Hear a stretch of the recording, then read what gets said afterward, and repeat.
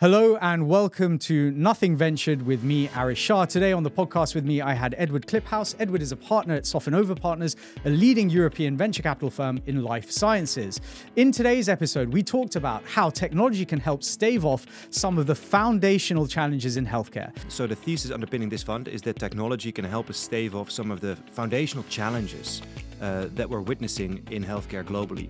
Namely, a rising cost of healthcare as a proportion of GDP, a change in the demographic pyramid, and essentially a mismatch in practitioners. The convergence of computation in healthcare will be transformational. How life sciences can be seen through the lens of three strategies: existing tech through new channels, new tech through existing channels, and new tech through new channels. How we are taking healthcare to the individual level. So maybe first of all, what I mean by a large biology model. So if you think about large language models, what at least in my observation, what has been the incredible advent there, the incredible innovation, is that we're capturing these second and third order meanings that previously were impossible to capture, right? So letters make words make sentences, sentences make paragraphs, and then all of a sudden you can do sentiment, you can do meaning, you can do tone. And how large biology models can be seen as a parallel to large language models. Let's get straight into it. This is Nothing Ventured with me, Aarish Shah, the podcast where I talk to the people behind the stories that make the venture capital ecosystem go round. I've been working with startups from pre-seed to Series C for the last decade, and companies that I've worked with have gone on to realize value and exit, or raise funds in excess of $500 million. I really hope you enjoy the episode, and if you have a guest that you'd love to see me have on, or you have a comment on any of the episodes that I've recorded so far, do reach out to me on LinkedIn or Twitter. I'd love to hear from you. Let's get straight into it.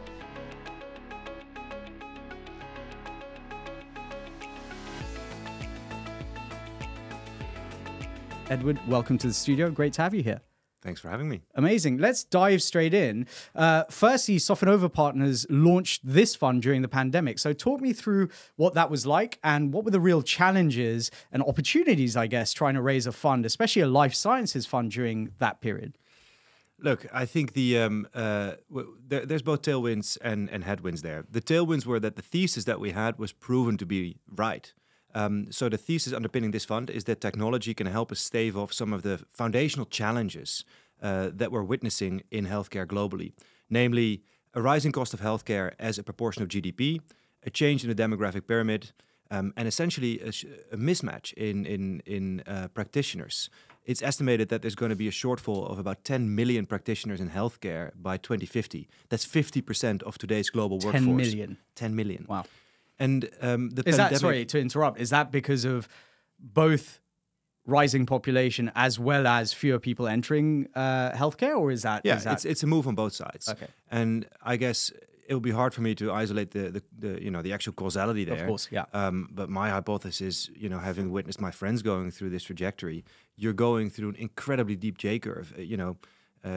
Taking in 20 years of education, taking on massive loans.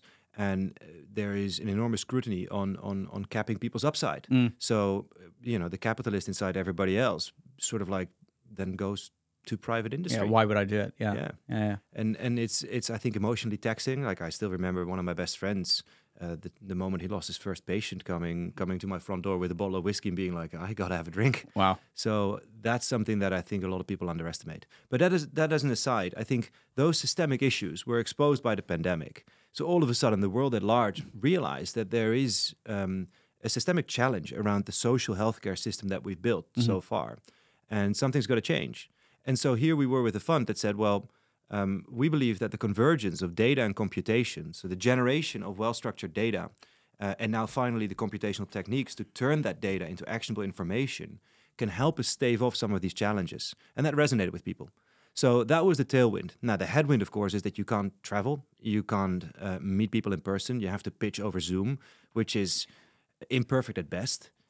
You fail to build actual rapport. So yeah, there's LPs that we actually didn't meet for a very long time until the whole thing was over. Yeah. I have to clarify, though, we did go out after the pandemic officially. So we sort of like did all the organizational stuff during. Yeah. And then once, the worst was over, that's when we actually started and raised the fund. Yeah, I mean, look, so I guess from my perspective, I expected that kind of answer because, I mean, the one thing that I think inherently I would have assumed is during a pandemic, what better time to raise a life sciences fund? But at the same time, and I think, whilst there was a lot of excitement around what the potential was, and obviously we saw Moderna and others coming out with these incredible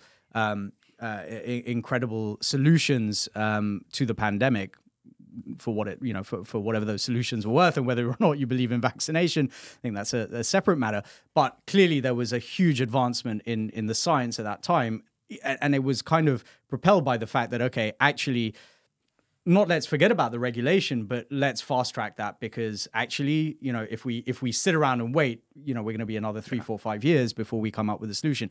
However, at the same time, you had investors, frankly, sitting on their hands, waiting to see what was going to happen. So I would imagine that, whilst there was excitement, there would have been let's wait and see how this all pans out before we actually commit. Would that be fair? Yeah, I think there was, especially from the so when we speak about investors, we can speak about investors as us investing in companies, or investors investing in our funds. Yes, LPs. Now, for us as general partners, I think a lot of people had an introspective approach, and we're looking at their portfolios. Now, with this particular fund, of course, we didn't have a portfolio, so for us it was quite beneficial to, have a fresh start and start anew. For the limited partners that we approached, for sure, a lot of people were quite wary and wanted to see what was happening. I'm pretty proud at how we managed to raise the fund, because it was not an easy journey for a first-time team, first-time fund to actually get this off the ground with albeit an established platform like Softenover. As you well said, like, we're the oldest life science venture firm in the world, founded in 1972. But this was a new leap, right? Traditionally, we've invested in therapeutics, we've invested in medical devices. Yep. Now we're investing in algorithms, tackling scientific problems and healthcare. That was a new thing. And we can dive into the new sort of the value attribution, the value creative mechanics behind that, why that's new. But the message that resonated with people was there's complexities around technology and complexities around channels in healthcare. The technology in our domain can be described as the architecture of those models, but also, what is an antibody? What is post-translation modification? And why does it matter?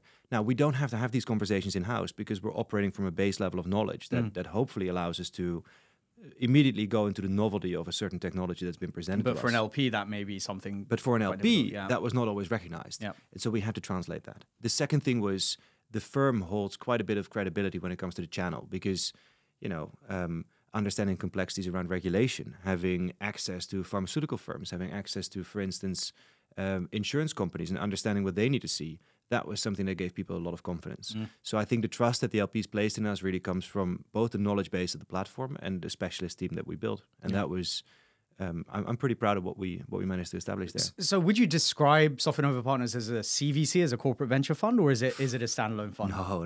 Yeah. No, we are 100% standalone. Okay. We're an institution, albeit a modest institution for the world at large. In the venture world, I think we're on the larger side. Yeah, for sure.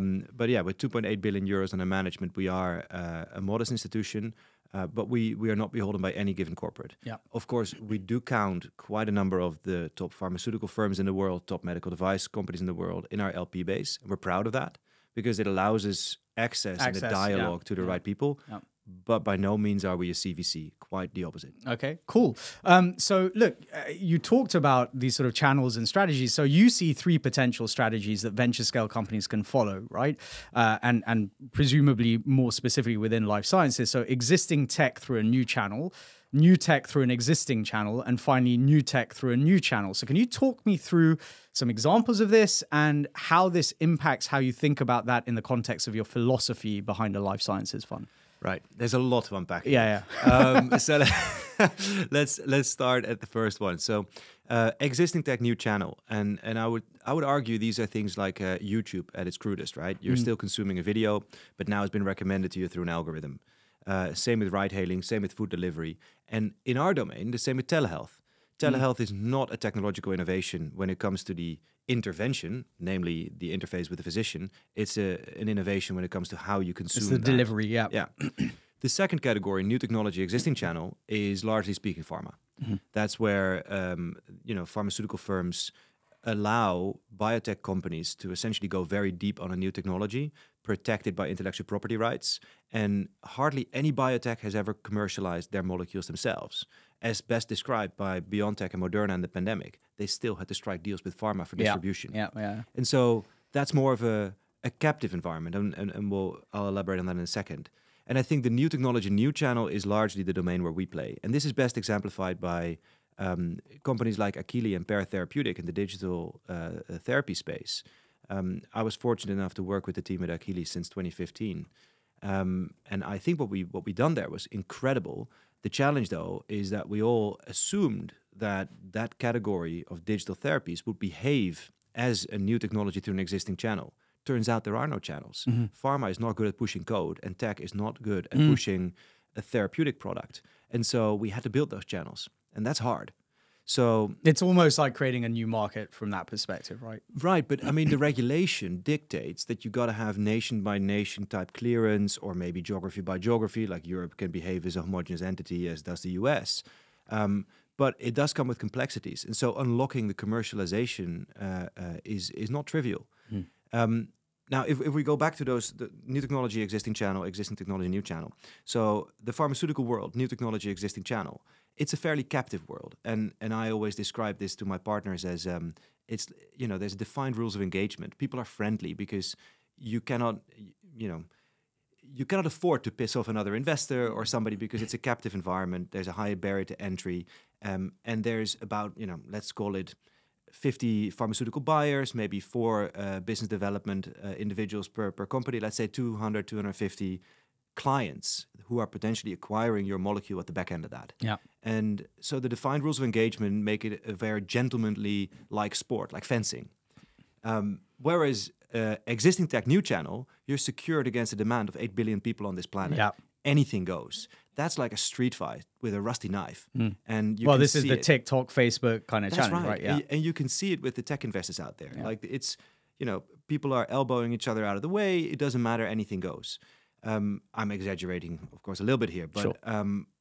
Those different dynamics also require a different investment strategy, because what our world, digital medicine, what I do is a tech deal or is a life science deal disguised as a tech deal. So it behaves like tech, yet the content, the core of it is life sciences. And coming back to your previous question, that's why I think we were successful in raising this fund. And now, of course, we have to prove ourselves in deploying it. Because we basically said, look, we understand the technology, we understand the channels. So we can do this, and we have a separate product. So unpacking that a little bit further, or kind of diving into one of those points. So if it is tech platforms with life science at its core, are you selling the tech, or are these companies selling the tech, or are they selling the life sciences solution? I love this question, and that's the $1 million question, because the world, the jury is still out on this one. I can tell you my belief, but let's take tech bio as an example, right? The virtues of artificial intelligence for discovering new molecules, new drugs, they have been widely hallowed. In fact, we had all these in silico drug design things coming around the change of the millennium almost, where people were like, rationally designed molecules are going to change the world. That first category is not really delivered. Now we're seeing a deluge of like new AI-generated molecules coming into the clinic. However, the big rate-limiting step there is that you still have to prove the efficacy of whatever new molecule you generate in a human setting. And so you still have to go into the clinic, and you still have to walk the path that any other molecule, regardless of how it's designed, has to walk. As a consequence, I think the public markets so far, the great equalizer, have spoken in a way. If you look at share prices of Benevolent, of Exscientia, of Recursion, that the platform value is at best a small multiplier on the molecule. Interesting. And otherwise is relegated to a call option on the sum of the parts of the share price. Now, I did this. I was as an equity sales analyst doing public markets for life sciences. This is how we would look at it. We would look at every single molecule, phase 2 plus. We would take a risk-adjusted net present value of that, defined by peak sales, sales uptake, peak sales, and patent cliff. That area under the curve that you get then is the lifetime value of the molecule. You risk discount that back to today's value, and you take all the other things in the pipeline, you sum it together, divide it by the number of shares, and you get a share price. The rounding error was the platform. Interesting. And I spoke with a public markets investor a couple of weeks ago. I asked him how they're doing it now, because I've been out of this for a long time. And he's like, well, depending on the on the platform, we apply a 1.3, 1.4, 1.5 multiplier on the net asset value of the molecule, which is very low. I mean, like that's not, which is nothing. It's irrelevant, right? And is that? Do you think that is? Do you think that is because markets are still catching up to this, or is it inherently true that the platform actually does not add significant value to these businesses? So again, if we look at this through the lens of the framework that I described earlier, the benefit of doing existing technology new channel is that your upside is virtually uncapped.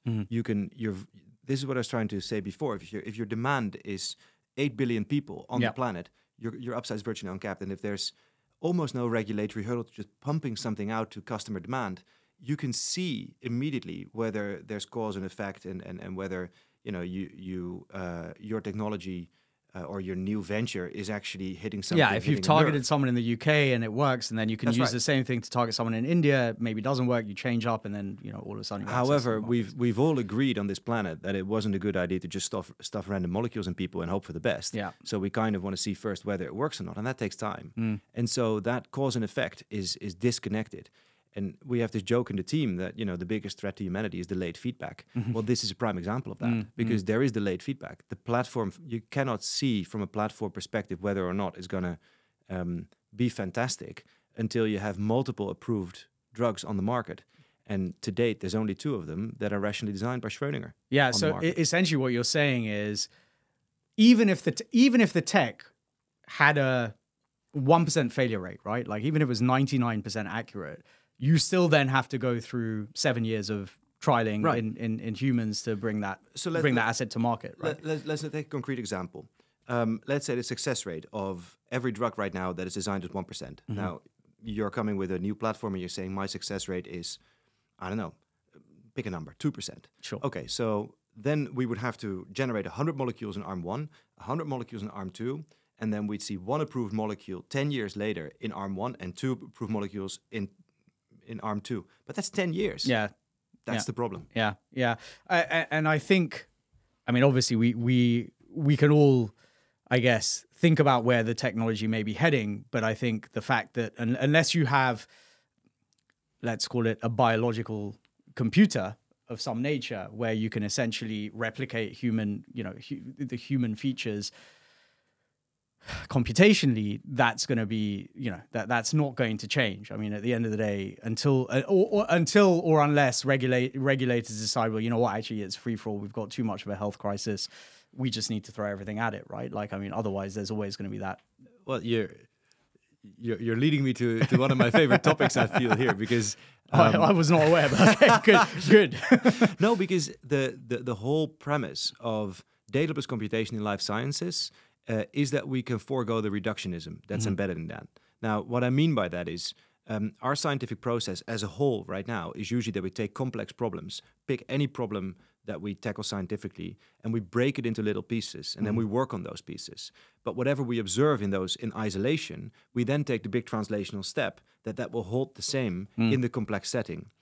We do this for physics, we do this for chemistry, and importantly for healthcare. In healthcare, we basically relegate human biology to an animal and then to a petri dish. Yep. However, whatever we observe in the petri dish might not work systemically the same in humans. And what excites me so much about this new world that we're stepping into, particularly also with foundational models, foundational models give us the possibility to benefit from the knowledge of all whilst contributing to the individuality of everyone. That's never been done before. We've applied engineering approaches to humanity at this point. We basically said, okay, Pareto's rule, 80% of people benefit from this, 20% don't. So this is now the protocol by which we deliver care. But we have not comprehended individual variability. The primest example of that is that up to this point, we have looked at women as little men and as kids as little men. Like that's not an accurate reflection of biology. That's not how the world works. And so now finally we've been given these tools to capture that individuality. So what does that do? hopefully it allows us to expedite that very lengthy part in that development process where we can now capture individuality and therefore accelerate the hypotheses that we pose there. That's what excites me. Yeah. So, I mean, what we're essentially talking about is there's a couple of trends that you are clearly excited about. So first is the convergence of data and computation, but secondly, this move to LBMs as opposed to LLMs, so large biology models, which potentially are allowing us to understand the kind of fundamental laws of biology. So talk me through, like based on what you just said, talk me through the impact these technologies are having on us today, but more importantly, where you think the potential is in, say, 10, 15, 20 years' time. Where are they taking us?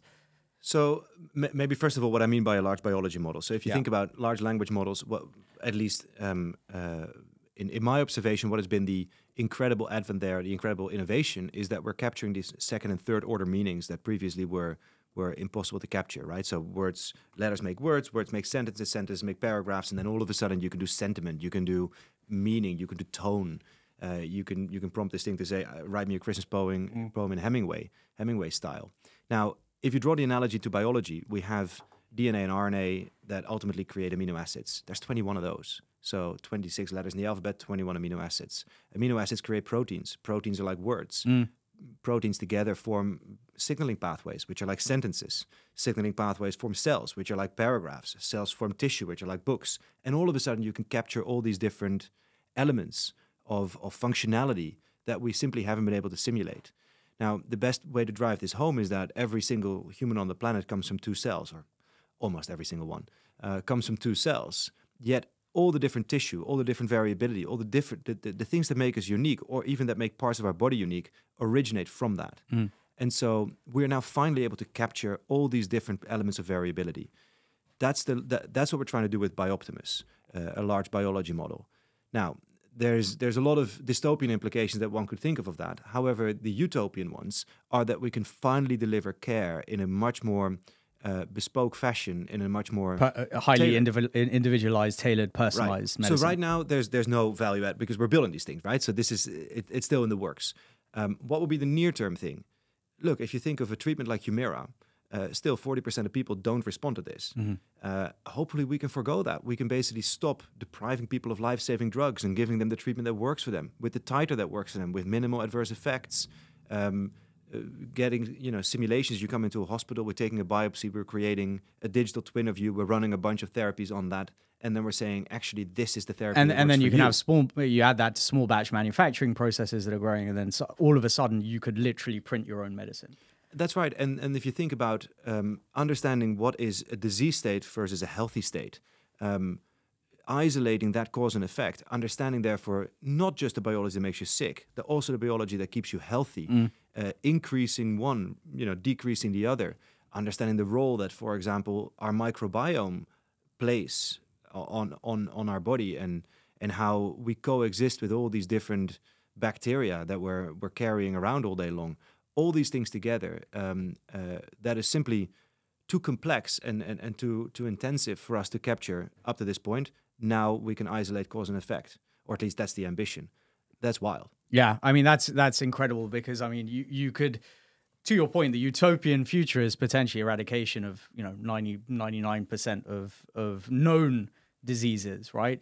And that leads to all sorts of other questions around longevity, around, population, whether we need to go to Mars as Elon wants us to, or something else, right? But I think if you start from the premise that everyone could lead healthy, quote unquote, happy lives, then actually the potential, like how many, the thing that everyone always thinks about is how many Einsteins, died at the age of 6 because they didn't have access to clean water, or how many, Mozarts never picked up a violin because, they had arthritis or something, whatever it might be.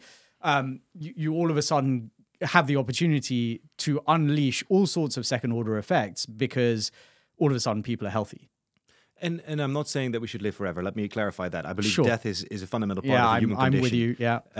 But hopefully, even if you look at the amount of spend on healthcare as a function of your lifetime, there's a disproportionate amount of time of money spent in that last couple of years. If you can reduce that and have people indeed be happy and healthy and productive up until a point that, that's it.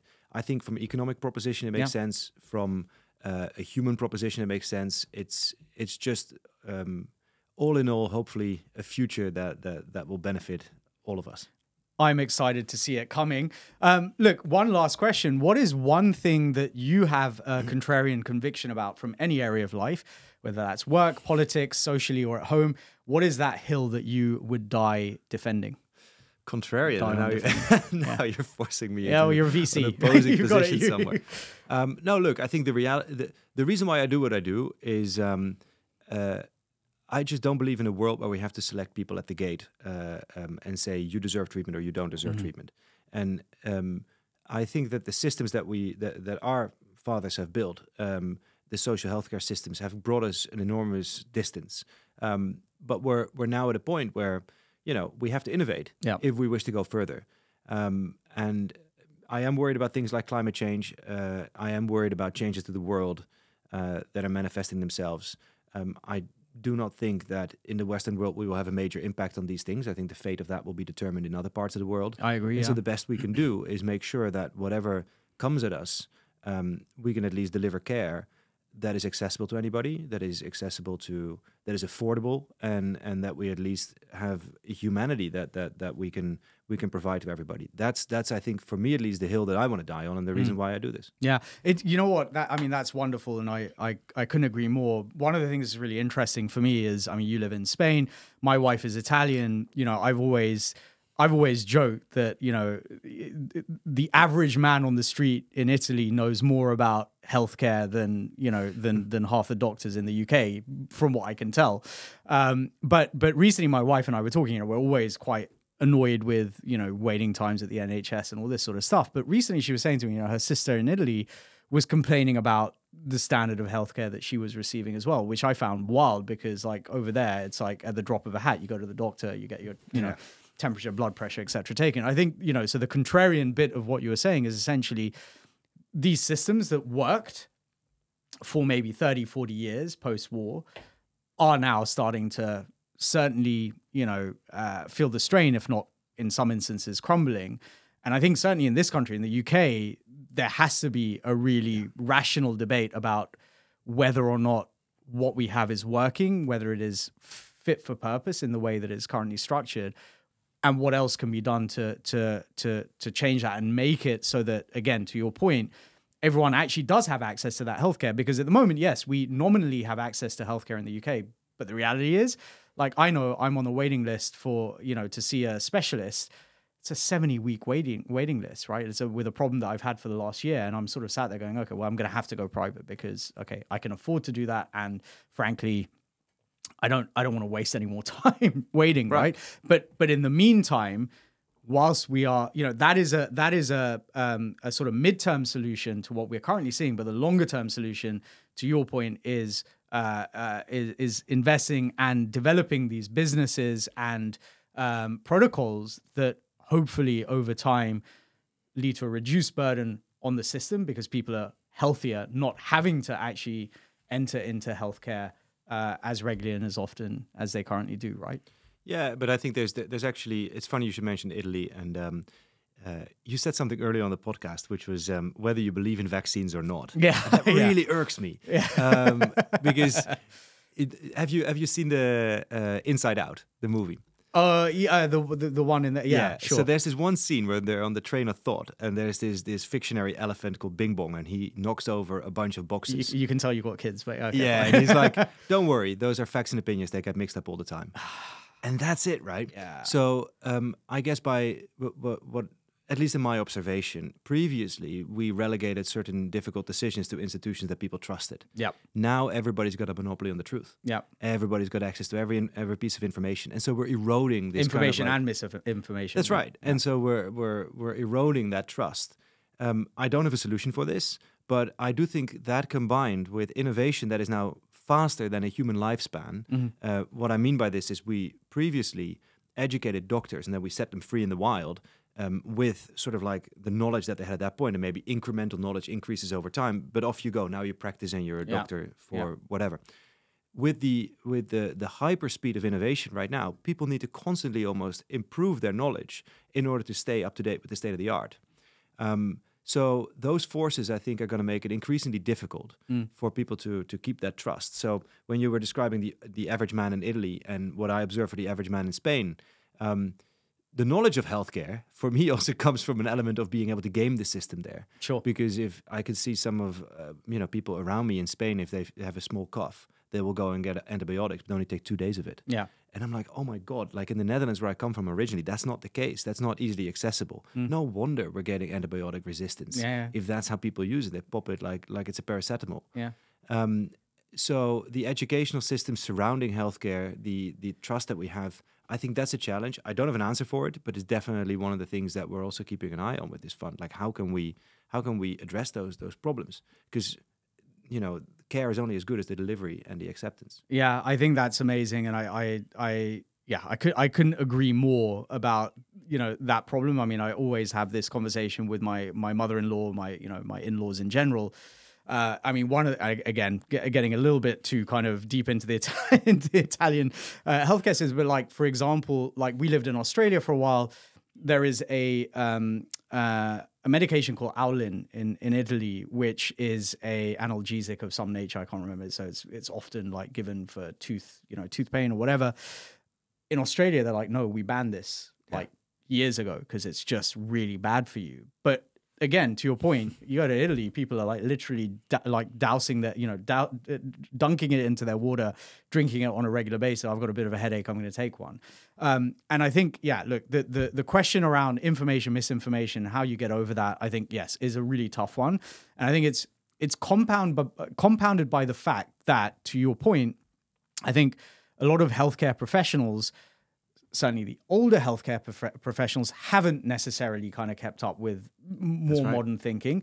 I mean, the obvious example is things around diet, where there's been so much has been shrouded by sort of special interests and, should you eat red meat? Should you not? Is a glass of red wine good for you? Is it not? I believe it's good for you. Well, yeah, I stopped drinking a couple of years ago, but otherwise I would agree. But yeah, I mean, I think everything in moderation sort of thing. But equally, I think we've got to get to a place where not that there is perfect knowledge, but there is good knowledge and good knowledge of self and the body, so that we can look after ourselves better, not rely on others to look after ourselves for us. Anyway, look, Edward, it's been absolutely wonderful having you on the podcast. For our listeners, where is the best place for them to find you online? Are you on LinkedIn, Twitter? Where can they find you? LinkedIn, I'm active. Otherwise, the website, softenoverpartners.com. My contact details are on there. Shoot me a message. Amazing. Thank you so much for joining me on the podcast today. It's been absolutely wonderful. Awesome. Thank you. Great for having me.